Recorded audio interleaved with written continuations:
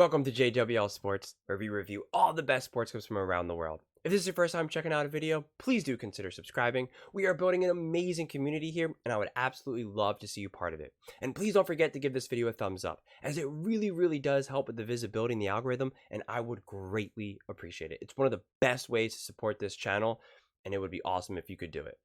Without further ado, let's get to it. We're watching a clip of First Things First, talking about the Warriors and the Bucks game.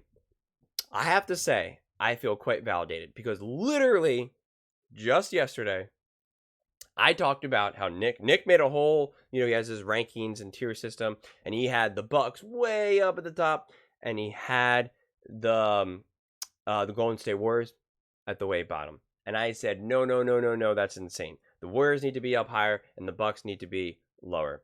And I was proven to be right. I was absolutely proven to be right.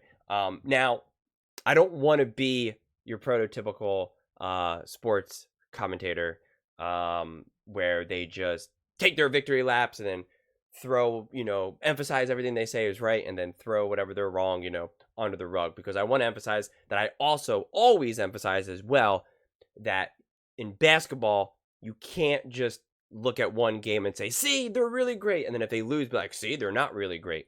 Which is what I said when the Warriors lost to the Celtics. I said, listen, we have to put this in context. This was a long journey, a long road trip. They're playing against the Celtics, Steve Kerr, Steph Curry, all these guys. They know that this game only matters so much. And so once it kind of was clear that they weren't going to win, then they just kind of let it go, so to speak, that it wasn't this do or die. This isn't football where every game matters.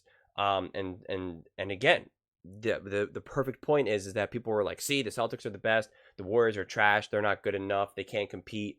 And then here they go. They blow out the Bucks. I mean, the score ended up being 35, and it could have been more than that. I watched that game, and it was very clear that the Bucks just couldn't handle it. They were outmatched. Steph Curry was magical, and Giannis is exactly what I always said he is. He's great. He's amazing. He's elite, but he's not that guy. He is more of an athletic freak rather than a basketball freak. And it matters. It really does. I love Giannis. I cheer for Giannis. I cheer for the Bucks. I have nothing against them. But we have to be real about the type of player that Giannis is. He's amazing. He's great. He's elite. But he is limited. And it's something that people don't talk about enough. So let's take a look at, listen, to see how Nick Wright reconciles this, because he literally just did this all yesterday. So I'm really curious to see what type of excuses he makes. Let's get into it. Stay in California with used one timeout in 2.5 hours. When Phil Jackson did it, it was all good. Well, okay. What a take. Just say it. What a take. Let him play through it. I have. They played to the 10th seed. Stay in California where the Warriors ricocheted back from a 54-point loss to beat the Bucks by 35. Steph had 29, and the win put the Warriors in the 9th spot. So, Brew, were you surprised by the Warriors' turnaround blowout win? I was surprised. I understand some reasons for it, but I was surprised because Milwaukee's been playing well, won 6 straight, and their defense has been good. Like, Doc has helped the defense since the end of January. They've been like the 4th best defense in the league. Yesterday, I know he said he thought they were all right defensively. They gave up like 57% shooting, and they Golden State hit a ton of threes. And that's why I understand it. But let me get to why I'm surprised. Giannis was back. All right, and they had just come off a big win without Giannis, and you would expect that things would have went well with Giannis and Dame, and so I was surprised by that. What doesn't surprise me is that what Doc has done with their defense is what he should have done. They're so big, now they're slow. They're big and slow. So what he's done is have Lopez and Giannis protect the rim again like they were under Budenholzer, and it's been great. But if you're playing a team that can shoot and they get hot, they're always going to be hot. But if they're hot, and Golden State was hot last night, then that's when something like this can happen. So kind of yes and no. Yeah, so listen, I was shocked. I'm higher on Milwaukee than most folks, and we'll talk more about that in a moment. And the fact that I thought they were going to have the emotional boost of we were looking at it as, how much time is Giannis going to miss? He's going to miss time. How much? Fact that he didn't miss any additional games, that piece of it. Now, I am not going to extrapolate this to the levels that I think some will, which is people really want to believe in Golden State. Yeah. People really want to. And I think part of it is because people like Steph. Part of it is because it feels familiar. Part of it is because people actually do like dynasties and they want to keep them going. Mm-hmm. Yeah. And so I think they are trying to speak into existence a more dangerous. Oh, this is painful. Especially because I was just talking to someone in the comments who is very nice and respectful and is a big Milwaukee fan. And I feel bad having to make another video where I'm going to be saying something kind of somewhat negative about Milwaukee. That is exactly what they're doing with the Bucks. They're trying to speak the Bucks into existence. Giannis and the Bucks are clearly not good enough.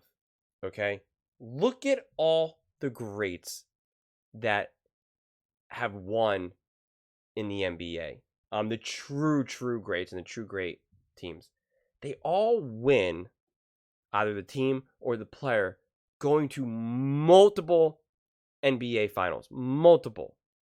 We don't even have to go too far back because we don't have to always go back to Magic Johnson and, Kobe Bryant or Michael Jordan, I mean. But even just in the more recent history of the NBA, LeBron James, multiple championships, multiple finals. Steph Curry, multiple championships, multiple finals. KD, Kobe Bryant, Dwayne Wade, Shaquille O'Neal on different teams too, multiple finals, multiple championships. And then you have Giannis, who has not done that. He's won one.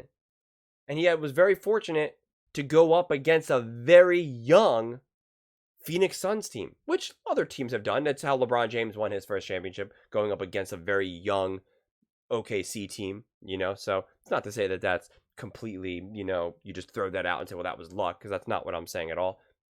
Giannis stepped up. That was an incredibly exciting series, an incredibly exciting game. I watched it with my mother. I remember very vividly. And it was awesome. It was great. And I was cheering for the Bucks. I really was. I was cheering for Giannis. I wanted to see him get that win. But then they all talked about how is this Giannis' time to conquer? He's going to rip off all these wins. And we say that Giannis is one of the best, if not the best player in the NBA right now. And yet, what are we talking about here? He's not going to the finals year after year or actually legitimately, winning another championship. And there's no reason to believe that he's going to be able to do that this year either. So again, which is it? Do the Bucks underperform? Does Giannis underperform? It's got to be at least one or the other or both. So I don't understand why we think that this year is going to be different. Giannis looks awesome, looks great, can do such dominant, fierce things, but it's very obvious that he is, to a degree, a one-trick pony. And I don't want to bag on him just because he can't shoot, but he just has to do kind of the same thing again and again and again, So just a lot of close to the basket, driving, dunking, and he makes that face that he makes, and he acts like, no one can stop him. Yet everyone stops him. I mean, seriously, he acts like no one can stop him, but then everyone stops him. So I'm just kind of confused by all of that. I really am. The one Celtic, I can't think of his name right now. Guy's 97 years old, and he dunked on him, and kind of hurt Giannis. Oh God, I can't think of his name right now. And so it's just I don't get it. Al Horford did it. So people want to speak in this to existence where they want to build up the Bucks and Giannis more than he actually really is. And again, Giannis is amazing. I'm not saying that he's not amazing, but there's levels to amazing. There's levels to elite. There's levels to success. Steph Curry, if you want to say Steph Curry didn't win all those championships and do all that if it wasn't for KD, fine, but still take out the KD years. Steph Curry still went to 3 NBA finals without KD. That's just a fact, okay? One of those years with, Klay Thompson coming back from multiple severe, serious injuries, okay? And a Jordan Poole who's doing nothing now, okay? So let's not pretend that like Steph Curry has only dominated with the super team for his whole career, because it's just not true. So why is Giannis and the Bucks not doing that? What is the missing link here? What is the missing piece here? So we want to make them something more than they're not. And we started crowning someone like a Giannis as soon as he won one championship. They were already saying not one, not two, but 3, 4, let's go. And he was saying, I want to be with the Bucks forever. And then a few years later, he's like, yeah, I'm going to have to reevaluate it. I got to see what happens. Because then he was like, I don't know, And he was even saying, no, it's real special to win with the team that drafted you. And then he was literally pretty much saying, like, I'm going to leave Milwaukee. There's just some inconsistencies here. Dangerous Warriors team than actually exists, despite last night they looked great. And by the way, if you want to do that, just wait a week, because the Warriors are about to be on a winning streak. Because they have the opposite thing the Lakers have going on, which is their next 3 games are the Bulls, the Spurs, the Spurs. So you could beat Milwaukee, you then have these 3 games all of a sudden. And they've been playing other than the 50-point blowout. Yes. Prior to that, they had been playing well. And that also, not to tie it totally back to the Lakers, but it matters in this regard. The Warriors are the 9, Lakers are the 10. Lakers about to have that tough stretch. Warriors about to have this easy stretch. We've already talked about the Kings being up ahead of them.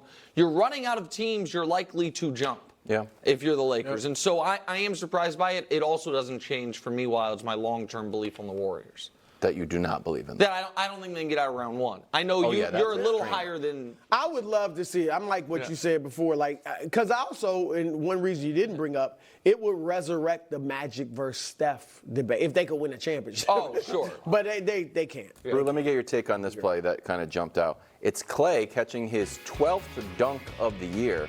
And everyone is very happy and surprised. Now, it wasn't that surprising. accurate. Kind of. It's his 12th of the year. He had 10 last night. In his last 3 games, he had 10, 6, and 14. How far do you think, are we happy with this? Or are we like, oh, good for Clay. He had 10. I just want Clay to hold Clay. Well, and he it had feels 10 like in the first half, I believe. I think he had 10 at halftime. Look, he's coming off the bench now. And bench players, for the most part, are going to fluctuate. Sometimes you're going to be hot. Sometimes you're not going to be able to get it going. So as long as his attitude is right, and again, they're not a contender. I don't even think they're a contender. Yeah. To win the West, they're not a contender. Could they maybe be a spoiler for a round? Yeah. I'll give them that. Okay. I do think Clay's attitude is probably shortly going to improve, because it's about to get warm enough in the Bay for him to spend even more time on that boat. I saw him on the boat. We saw it yesterday. Yeah. Man, that's good for everybody. Time on the open water, the fresh air. Clay loves it. I feel like he's going to going to be back in his groove a bit. Splash Brothers. Yeah. Good. Oh, thanks. Meanwhile, the Bucks had 9 points in the fourth quarter. Oh my God. That's right, 9. Team overall scored 90 all game. So here's Doc on this offense. I know this is going to sound a shock to you. I really didn't think this was our defense. I thought it was our offense. I didn't think we played solid offense all night. They have 21 points off of our turnovers. They had with 15 block shots. So they were in transition or in early offense the whole game due to our bad offense. That's not shocking at all. You had 9 points in the fourth quarter. Yeah, I agree with him. Shot 17%. Well, the offense was bad, but the defense was bad too. But they had 90 points. Today's NBA, that's like smart. They gave up 48% shooting from 3. Really had 9 points. No, the offense was all bad. Okay. They gave up 125 points. I know, but he's acting like this is going to blow your mind. I think It was all bad. in today's NBA, scoring 90 is worse than allowing 125. Correct. You know what I mean? It's like scoring 50 in the 90s. I mean, really, it's All right, bad. so are the Bucks over, under, or perfectly rated? Well, listen, right now they have the 4th best Overrated. title odds, and they have worse title odds than the Clippers. That is underrated. And listen, no disrespect to your beloved Clippers, bro. Maybe. But if I were ranking contenders, Denver right now should be the favorites. They're not. Boston is. But Denver should be. They're not even ahead of top Knicks tiers. I understand that. I will. There's again the What's a committees committee? here It's and not all of it, necessarily. and I think that the East is far harder to get through for Boston, Milwaukee, Miami, because I think the East has 3 true viable contenders to win the conference, plus whatever you think Philly is pending Embiid's health. I think the West has Denver, and then a bunch of teams hoping a different team beats Denver so they can beat that team. So I think the Bucks. Let me put it like this: the only team that I think, if Denver is at full strength, has a better than puncher's chance of beating them, because I think the Bucks, Giannis, Jokic, Dame, Murray, and then let the rest play out. I think you can say, listen, I'm not trying to disrespect Denver, but I think it's disrespectful to Milwaukee to act like that Giannis can't be the better player for 2 weeks. Of course he could. Yeah. And I know it's not just the best player, but so he can't. He's not. Jokic is a more complete player, can do more, understands the game better, has succeeded in more intense situations, is more comfortable, doesn't need as perfect circumstances, and can't be neutralized as much as, say, Giannis can. And I'm not even the world's biggest Jokic fan, honestly. So this isn't me just, being some sort of Jokic homer. And I really don't mean to bang on the Bucks, because I really do like them. I really genuinely do, and I would love to see Damian Lillard win a championship. I really, really would. I think Dame, I think also his career was squandered, just being off in Portland, which is a bummer. I think if Damian Lillard was with the Warriors instead of Klay Thompson, right, like, he would easily be winning championships as well. So I think that's a bummer. And I think even Damian, if you replace Dame with Steph, I don't think they win as much, but I think you would have had at least a championship. So I think Damian Lillard's lack of success has always been his lack of coaching and teammates around him. And so I think this was always going to be a difficult situation for Dame, just to get jumped in with the Bucks and with Giannis. And now, especially firing your coach and getting a new coach in the middle of the season is also definitely never easy. Granted, it is Doc Rivers, so he does know. Whether you love or hate Doc, he is still a competent coach and knows what to do, right? He's not some random dude or some random interim coach or some guy who's never has been a head coach at the NBA level. So he knows everything. But I think I'm not so sure the Bucks. This all depends on where this unfolds, and also if Embiid comes back full strength. So it's a little bit harder to know how this will go, but I think there is a legitimate chance that the Bucks don't even make it to the Eastern Conference Finals. I really, really believe that, especially if the Sixers and Joel Embiid are 100%. I think the Sixers beat them in the series. I think the Celtics beat the Bucks in a series. And if you're talking about now also, like, let's say they're able to come out of the East and win a championship, they are not beating the Denver Nuggets. I am not seeing that. They have a chance at beating maybe, like, let's say, like, OKC is able to sneak on by and get on by somehow. They have the chance to take advantage of OKC's youth and immaturity and lack of experience, playoff experience, that is, and not knowing how to win at the highest level. That's possible. But if Denver gets through, nope. If Golden State gets through, which I'm not predicting, nope. I even got the Lakers, and I don't think the Lakers have a chance to make it to the championship. But I would think that the Lakers, LeBron James, would find a way to beat the Bucks. So I'm, maybe also if Minnesota, although I know their Cat might have torn his meniscus. I'm not sure what's going on. I haven't heard any updates with that or what's going on with his knee. But I think the only chance the Bucks have at winning is if Embiid goes down, can't come back, and if the Boston Celtics are just genuinely, more fool's gold, right? Jason Tatum just continues to not be able to perform in the playoffs, and it turns out that he really does, can't handle the moment, and the Bucks win, and then you have to just pray that it's anyone but Denver, because I think Denver will absolutely beat the Bucks. Really no issues, honestly. I'm not going to act like it's going to be a sweep or it's going to be, they're going to win in 5, but it's not going to be this nail biter back and forth. Oh my God. I think the Nuggets will easily win. So I think it's a hard path for the Bucks. I think the Bucks made a mistake through their process of acquiring Damian Lillard, they needed to do it in a way where they were able to keep a lot of their pieces, keep Drew Holiday, and add Damian Lillard. But instead, they subtracted to just add some with Damian Lillard, and it's not enough. It's like trading Klay Thompson and Draymond Green to get Kevin Durant. That's not the Golden State Warriors dynasty. What made them the dynasty was getting Kevin Durant and keeping Klay Thompson and Draymond Green. And that's not what the Bucks did. And that's probably the biggest reason why they're not succeeding right now. But what do you all think? I would absolutely love to hear your thoughts on this one. I read every single comment, so please let me know your thoughts in the comments below. Do you think the Bucks have a chance at actually winning it all? Do you think Giannis is the best player in the NBA right now? What do you think about the Golden State Warriors whooping them? Would love to hear your thoughts. Please let me know. Please don't forget to subscribe. As I said, we are building an amazing community here, and I would absolutely love to see you part of it. I want to build something that we all genuinely feel connected to, something that we're really excited to be part of, and I think we're well on our way to doing it. And please don't forget to give this video a thumbs up, as it really does help with the visibility and the algorithm. Thank you so much, and see you next time.